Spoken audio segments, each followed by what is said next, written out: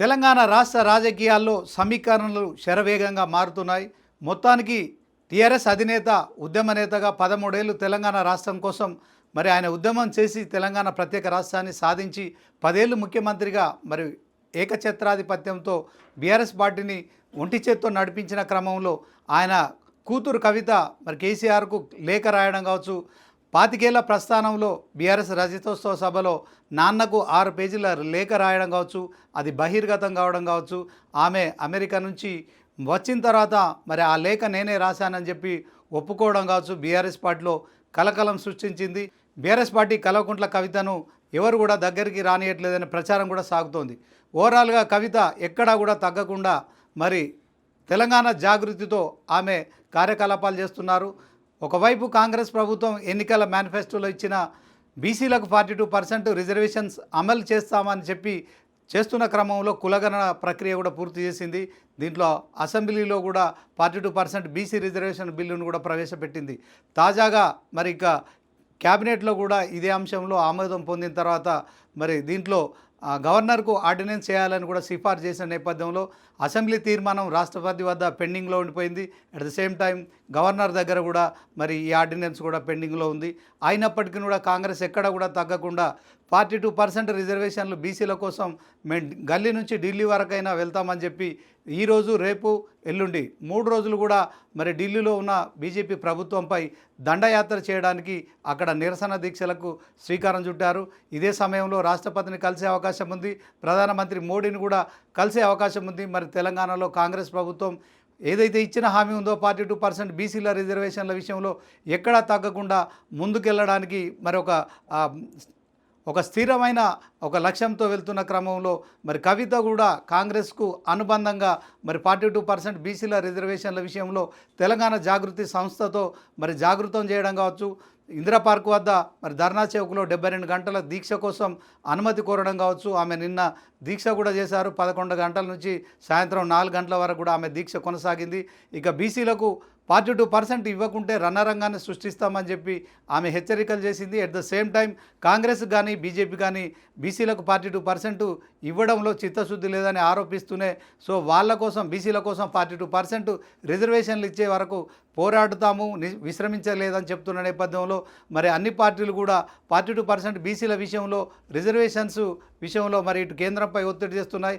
తెలంగాణ రాష్ట్ర బీజేపీ నాయకులంతా కూడా ఈ గవర్నర్ ఆర్డినెన్స్ కావచ్చు, at the same time assembly తీర్మానం విషయంలో కావచ్చు, రానున్న స్థానిక సంస్థల ఎన్నికల్లో పార్టీలకు సంబంధించిన అంశంలో అభ్యర్థులు గెలవాలంటే ఇటు బీజేపీ, కాంగ్రెస్ అలాగే బీఆర్ఎస్ 3 పార్టీలు కూడా 42% బీసీ రిజర్వేషన్ల విషయంలో ఎవరికి తోచిన విధంగా వాళ్ళు పోరాటాలు చేస్తున్నారు. రేపు 8వ తేదీన మరి బీఆర్ఎస్ పార్టీ కూడా కరీంనగర్లో బీసీ మహాసభ నిర్వహించేందుకు కూడా సమాయత్తం అవుతోంది. ఒకవైపు బీఆర్ఎస్ పార్టీ కొన్ని ఇబ్బందులు ఎదుర్కొంటోంది. ఇటు కాళేశ్వరం కమిషన్ విషయంలో విచారణలు హాజరవుడు కావచ్చు, ఆ కమిషన్ రిపోర్ట్ బయటికి రావడం కావచ్చు, దాంట్లో కేసీఆర్ను, హరీష్ రావును, at the same time Etela రాజేందర్ను కూడా మరి కొంత అప్పుడున్న వ్యవహారం కాళేశ్వరం వ్యవహారంలో వాళ్ళు కొంత తప్పులు చేశారని నిర్ధారించినట్టు కూడా వస్తున్న వార్తల విషయంలో కావచ్చు. ఇదే అంశంలో మరి రేవంత్ సర్కార్ కూడా ఈ యొక్క నివేదికను కూడా తీసుకొని క్యాబినెట్లో మరి చర్చించడం కావచ్చు, ఆ తర్వాత మీడియాతో మాట్లాడుతూ దీంట్లో చాలామంది ఇన్వాల్వ్ అయ్యారు, పూర్తిగా నిర్లక్ష్యము స్పష్టంగా కనిపిస్తోందని జస్టిస్ పీసీ ఘోష్ కమిషన్ వెల్లడించిన నేపథ్యంలో మరి ఇది ఖచ్చితంగా అసెంబ్లీలో పెడుతున్నాం, దీనిపై చర్చ చేస్తాం, తర్వాత దానిపైన కార్యాచరణ ఉంటుందని చెప్పడం కావచ్చు. బీఆర్ఎస్ పార్టీకి రానున్న రోజుల్లో కొంత గడ్డు పరిస్థితులు ఉన్నట్టు స్పష్టమవుతోంది. ఓవైపు కేటీఆర్ ఏదైతే ఫార్ములా ఈ రేస్ విషయంలో ఏసీబీ ఎదుట విచారణకు హాజరవడం కావచ్చు, అదే సమయంలో కేసీఆర్ కూడా కాళేశ్వరం కమిషన్ విచారణకు హాజరవడం కావచ్చు, ఆయనతో పాటు హరీష్ రావు కూడా హాజరవడం కావచ్చు, ఇక అప్పుడు ఆర్థిక శాఖ మంత్రిగా ఉన్న ఈటెల రాజేందర్ కూడా హాజరవడం కావచ్చు.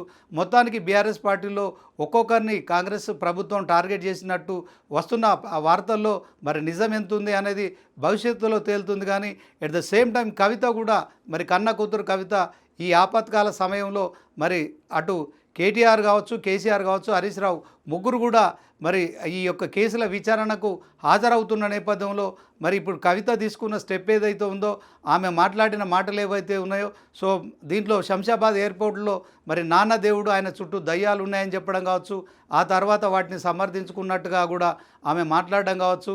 సో మొత్తానికి బీఆర్ఎస్ పార్టీలో కవిత కలకలం సృష్టించింది, అందులో ఎలాంటి సందేహం లేదు. సో ఈ కలకలం నేపథ్యంలో ఆమె మరి ఖచ్చితంగా ఆమె వ్యాఖ్యలు వెనక్కి తీసుకుంటుందా, లేకుంటే ఆమె ఎటువైపు ప్రయాణిస్తుందనే విషయంలో కూడా ఇంతవరకు ఒక క్లారిటీ మాత్రం రాలేదు. అయినప్పటికీ కూడా బీఆర్ఎస్ పార్టీ తనని ఆదరించకున్నా, బీఆర్ఎస్ పార్టీ నాయకులు ఎవరు కూడా తన వెంట రాకున్నప్పటికీ కూడా తను తీసుకున్న ఎజెండా ప్రకారం ముందుకెళ్తోంది. మరి కవిత కేసీఆర్ కూతున్నని ఒకవైపు చెప్పుకుంటూనే మరొక వైపు దయ్యాలు ఉన్నాయని చెప్పడం కావచ్చు. మరి దయ్యాలు ఎవరని ఆమె చేసిన ఆరోపణకు ఆమె సమాధానం చెప్పాల్సి ఉంటుంది. అయితే ఆమె ఇంతవరకు దయ్యాలు ఎవరనే విషయంలో చెప్పట్లేదు. అయితే ఇంకొక ప్రచారం కూడా స్పష్టంగా కనిపిస్తోంది, కవిత వెనుక తెలంగాణ సీఎం రేవంత్ రెడ్డి ఉన్నాడు, సో ఆమెను ఖచ్చితంగా కేసీఆర్పై మరి ప్రయోగిస్తున్నాడనే ప్రచారం జరుగుతున్న నేపథ్యంలో కవిత చేస్తున్న కార్యక్రమాలు కూడా కొంత కాంగ్రెస్కి అనుబంధంగా ఉండడం కావచ్చు. మొన్న కేబినెట్లో ఏదైతే బీసీ 42% రిజర్వేషన్ విషయంలో ఆమోదం తెలిపిన తర్వాత మరి ఆమె కూడా ఒక ర్యాలీ తీశారు. సో కాంగ్రెస్కు అనుబంధంగా ఆమె పనిచేస్తున్నారా, మరి ఏదైతే ఉద్యమ సమయంలో తెలంగాణ జాగృతితో బీఆర్ఎస్ పార్టీ అప్పుడున్న టీఆర్ఎస్ పార్టీతో మరి తెలంగాణ జాగృతి సంస్థను ఏర్పాటు చేసి సమాంతరంగా కార్యకలాపాలు నిర్వహించడంతో పాటు బతుకమ్మ లాంటి కొన్ని తెలంగాణ సంబంధించిన సంస్కృతి సంప్రదాయాల విషయంలో కవిత ఒక రోల్ మోడల్గా ఉన్నారు. తెలంగాణ బతుకమ్మకు ప్రపంచవ్యాప్తంగా కూడా కవిత విశేషమైన ప్రచారం చేశారు, విశేషమైన మరి పాత్ర పోషించారు. అయితే ఈ క్రమంలో కవిత ఇప్పుడు తాజాగా చేస్తున్న కార్యకలాపాలు ఏవైతే ఉన్నాయో కొంత కేసీఆర్తో విభేదించినట్టుగా స్పష్టమవుతోంది. సో దీంట్లో ఆమె ఆధిపత్యం కోసం ఆరాటపడుతున్నట్టు స్పష్టమవుతోంది. ఇదే క్రమంలో మరి అన్నకు ఖచ్చితంగా కేసీఆర్ మంత్రిగా అవకాశం ఇచ్చారు 2 సార్లు, తాను ఒకసారి ఎంపీగా గెలిచాను, కేవలం ఎమ్మెల్సీగా మాత్రమే తనను మరి నియమించారు.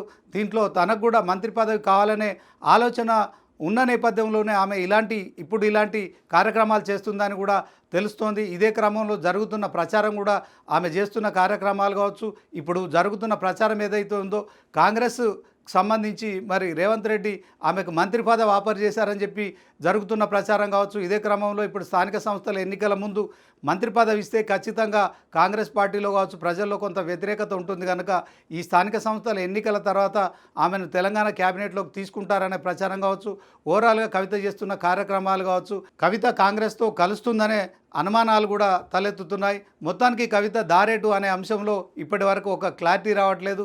తెలంగాణ జాగృతితో ఆమె కార్యక్రమాలు చేసే క్రమంలో మరి బీఆర్ఎస్ పార్టీ అండగా ఉంటేనే ఆమె చేసే కార్యక్రమాలు పూర్తిగా విజయవంతమయ్యే పరిస్థితి ఉంటుంది కనుక మరి కవిత ఇప్పుడు ఆమె ఎజెండా ఏంటి, ఆమె దారేటి అనేది మాత్రం ఒక ప్రశ్నార్థకంగా మారిందని చెప్పుకోవచ్చు.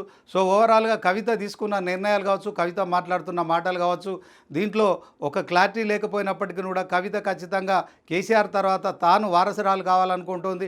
అట్ ద సేమ్ టైం మరి 10 ఏళ్ళు అధికారంలో బీఆర్ఎస్ పార్టీ ఉన్నప్పుడు తనను తెలంగాణ క్యాబినెట్లో మంత్రిగా నియమిస్తే బాగుండేదని ఆమె మనసులో కోరిక కూడా ఇప్పుడు బయట పెడుతున్నట్టు స్పష్టమవుతోంది.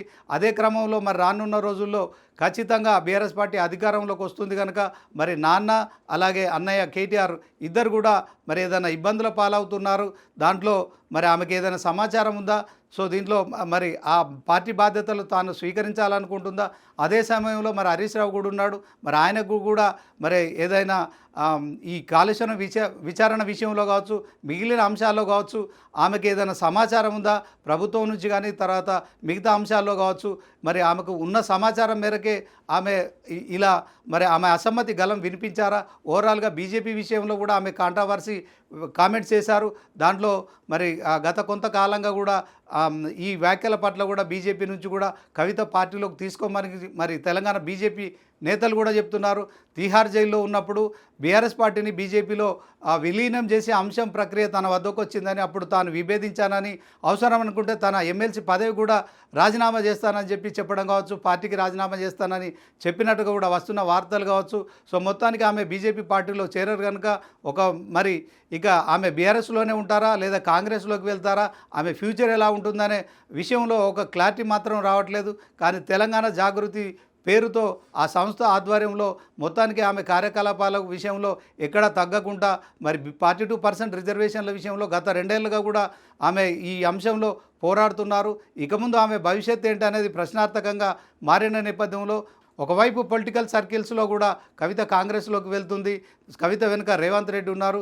తెలంగాణ క్యాబినెట్లోకి కవితను తీసుకుంటున్నారనే వార్త వస్తున్న నేపథ్యంలో ఈ అంశాలపై పూర్తి క్లారిటీ రావాలంటే మరొకసారి కవిత మాత్రమే మరి ఈ అంశంలో ఆమె మాత్రమే తేటతెల్లం చేయాల్సిన అవసరం ఉంది. సో మొత్తానికి కవిత దారేట అనే అంశంలో మాత్రం ఒక క్లారిటీ లేదు. కవిత బీఆర్ఎస్లో ఉంటారా, లేకుంటే బీజేపీలోకి వెళ్తారా, లేదా ఇక కాంగ్రెస్లోకి వెళ్తారా? ఆమె మాటల ప్రకారం అయితే ఓవరాల్గా తాను వెళ్ళాలనుకుంటే ఖచ్చితంగా వెళ్తాను, ఇందులో దాచిపెట్టే అంశమే లేదు, నేను ఎవరికి భయపడను అని చెప్తూనే మరొక వైపు కాంగ్రెస్కి అనుబంధంగా చేస్తున్న కార్యకలాపాలు కావచ్చు, రీసెంట్గా సూర్యాపేట ఎమ్మెల్యే మాజీ మంత్రి జగదీష్ రెడ్డిపై కూడా ఆమె లిల్లీ ఫుడ్ అని చెప్పి చేసిన వ్యాఖ్యలు మరి కొంత అయితే మరొకసారి బీఆర్ఎస్ పార్టీలో కలకలం సృష్టించాయి. సో ఓవరాల్గా సూర్యాపేట ఎమ్మెల్యేగా ఉన్న జగదీష్ రెడ్డి మూలంగానే నల్గొండ జిల్లాలో ఆ యొక్క బీఆర్ఎస్ పార్టీ పూర్తిగా నాశనం అయిపోయిందని చెప్పి ఆమె చేసిన కామెంట్స్ కావచ్చు, దీంట్లో తెలంగాణ బీఆర్ఎస్లో మరొకసారి కవిత కలకాలం రేపే వ్యాఖ్యలు అయితే ఓవరాల్గా కాంగ్రెస్ పార్టీని ఉద్దేశించి మరి కాంగ్రెస్ పార్టీకి మద్దతు తెలుపుతున్నట్టుగా బీఆర్ఎస్ పార్టీలో మరి విభేదాలు సృష్టించే విధంగా ఉన్నాయని కూడా జరుగుతున్న పొలిటికల్ ప్రచారంలో మరి నిజంగా కవిత అతి త్వరలో ఏం నిర్ణయం తీసుకుంటుందనేది మాత్రం వేచి చూడాల్సి ఉంటుంది.